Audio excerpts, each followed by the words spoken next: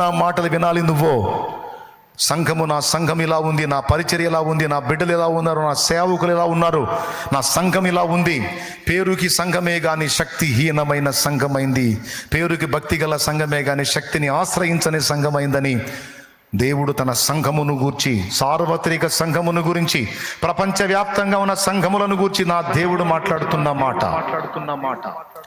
కడవరి కాల ఉజ్జీవం రావాలంటే ముందు నాయకులలో ఉజ్జీవం రావాలి, విశ్వాసులలో ఉజ్జీవం రావాలి, చైతన్యం రావాలి. నేను మాట్లాడుతున్న మాటలు నిజంగా ఆత్మీయులైన వాళ్ళకి అర్థమవుతాయి, రోషం పుట్టిస్తాయి. కరెక్టే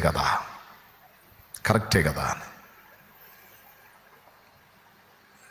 ఫిలిప్ ఎలాంటి విద్యువాన్ని చూపించాడు సమరయలో? అప్పటిదాకా మాయగాళ్లకు కాలు మొక్కినటువంటి జనాలు మాయగాడిని పక్కన పెట్టి అసలైన శక్తి దగ్గరికి వచ్చినప్పుడు మాయగాడు కూడా వచ్చి బాప్తీసం పొందాడు.